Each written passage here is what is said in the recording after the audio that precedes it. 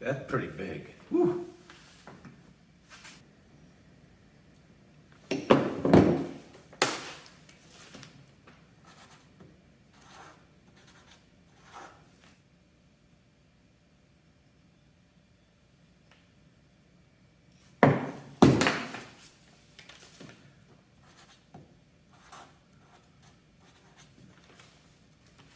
Hey, welcome back to the channel, guys. I'm Jerry from Bigelow Woodcraft, and I told you I'd take you along when I replace my bearings in here.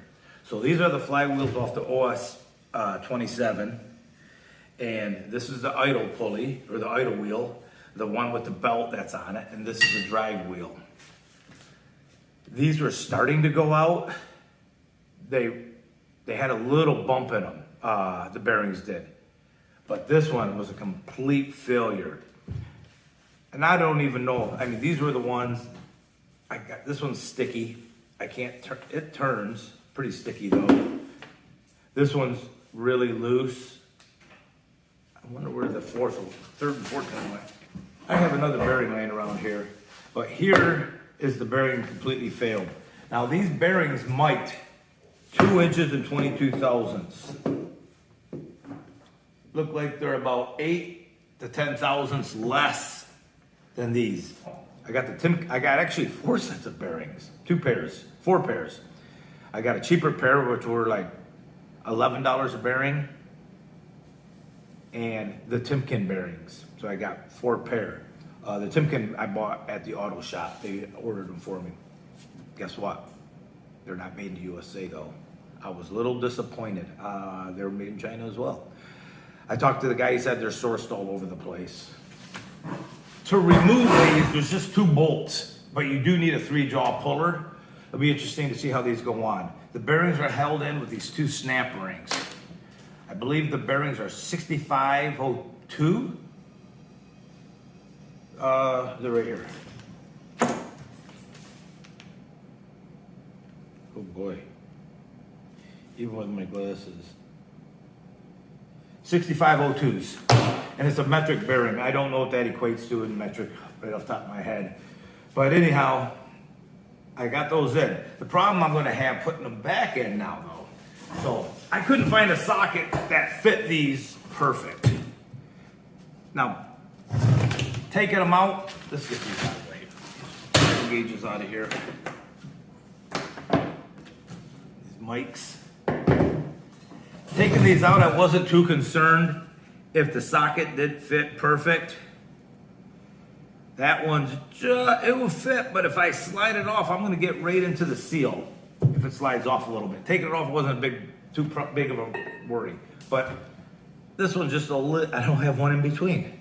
So I have this block of wood. I'm gonna fix it on the lathe, and I'll make it so it just fits inside, and I'll make it so this centers up on it. So I'll be right back with you when I get these done. So here's what I just spun up on the lathe. I have it going down so it doesn't hit any of the seals. It just fits the bearing just nice. And we should be able to tap it down. I do not have a press, and I sure wish I did, but I have those bearings in the freezer right now, and hopefully they'll just slide right in. And then we'll put the snap rings in, and one will be done. So this is an old bearing. We don't want to mess that up. I'm going to put a little assembly lube.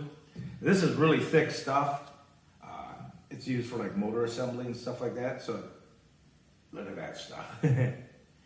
But it won't come off as I slide the bearings down. It will help. It'll just make it easier to get it in. And there's nothing wrong with making it easier to get it in.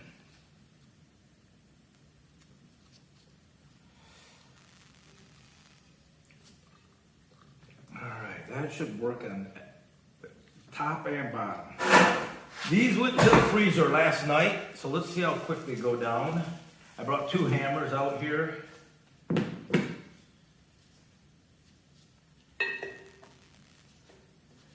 Okay.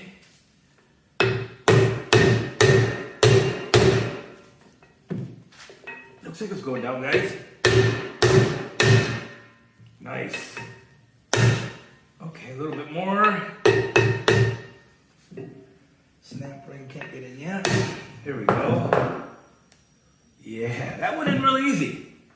Not bad at all. Let's flip it over. Get the other side in.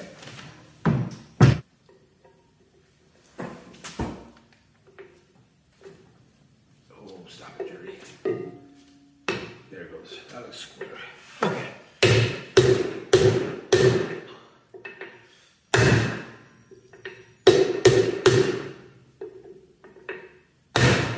Okay, maybe a little more.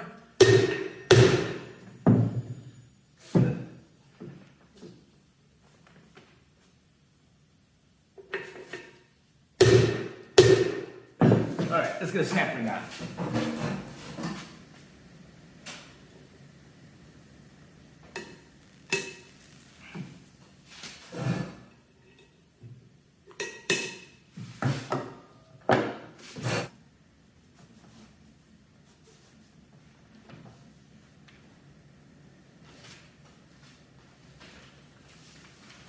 As I mentioned, it's extremely windy outside, but we're gonna go put this on now. I'll take you out there. I'll probably have to mute that part of it because it is crazy windy.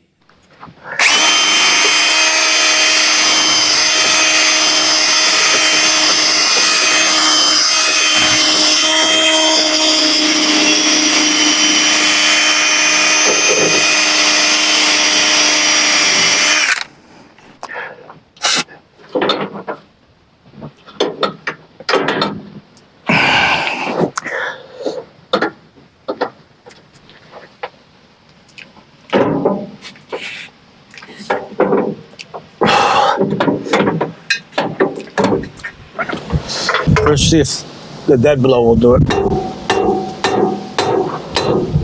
Oh, it's going slow. I'm not going to hit it hard.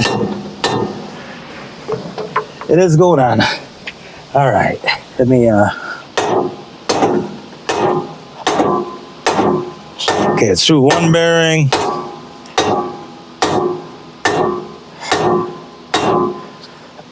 There it goes. Yeah. How much thread?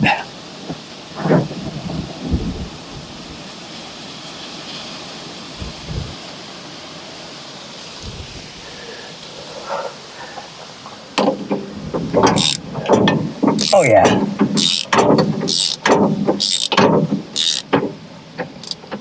Let's see how it looks now.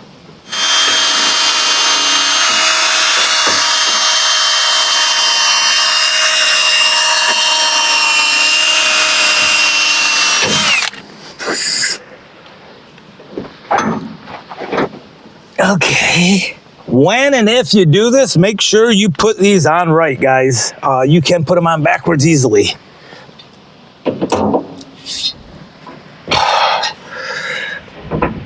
There you go. Where's my rubber mallet? Don't fall. Don't fall. Let's give it a couple little taps here, guys. Just to get her going. Okay, there it goes. This should pull it in.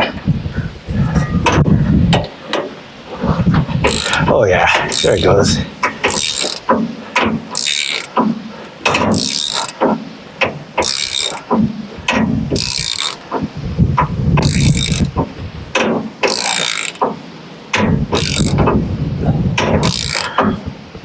I liked how that bottomed out.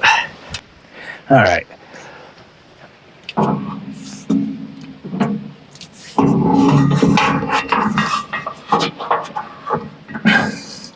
There we go.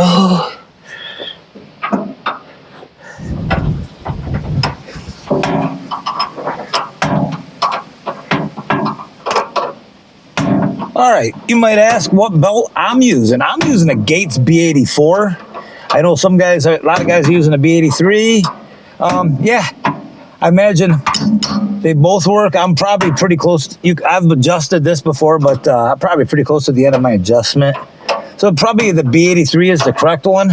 I never talked to Norwood about it, but I've always used B84s.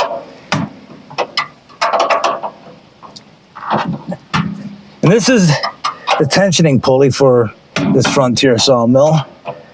Pretty easy, straightforward. One of the gentlemen at the Frontier, you know, I asked him about tension on these belts. You know, and he had a good point. What you do is you find along the span, tighten it up until you can, takes a little bit of effort to turn it to 90 degrees.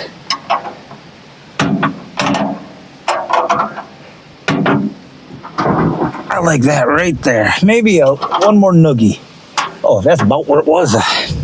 1, 2, 3. Let's see what I have it.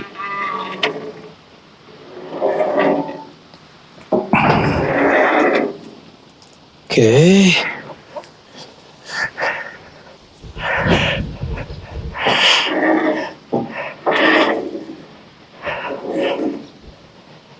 We're definitely going to be doing some tracking adjustment.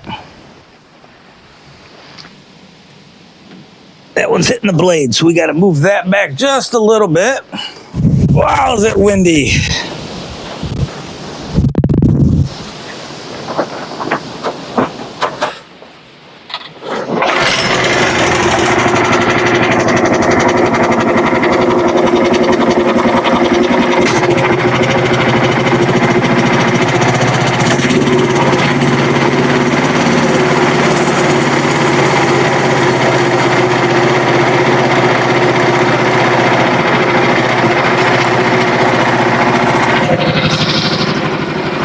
I'm going to do something here I don't advise you to do, but I'm going to run this with the cabinet open. I'm not going to come out and look, but I am going to look through the video. I want to just make sure everything looks like it's running well.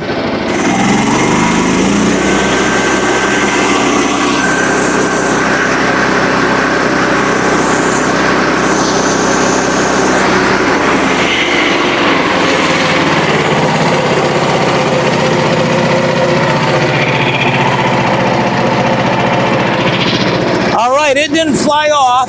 I'm going to cut a couple 3/4 inch boards out of this last piece of cant here.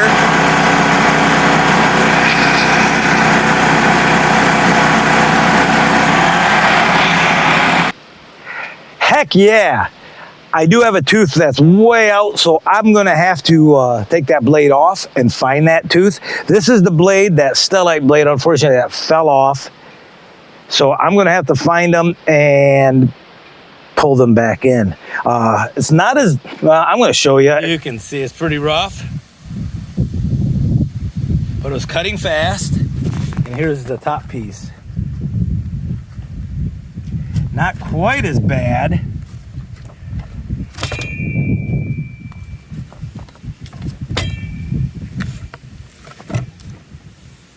Yeah, we do call it rough sawing for a reason though, right guys?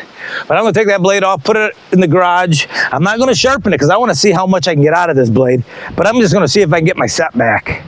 Otherwise, I'll never be able to give you a good review on these things. Okay guys, that'll do it. That's how you change the bearings. A press isn't needed. I don't own a press. I was able to tap out the old ones, don't worry about them, but I built that little arbor to push down the new ones and that worked really well.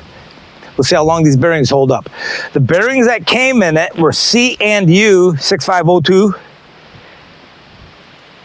RZ, I believe, or 2RZ, whatever they were. But they're made in China. CU, I looked up the company, is a bearing company in China.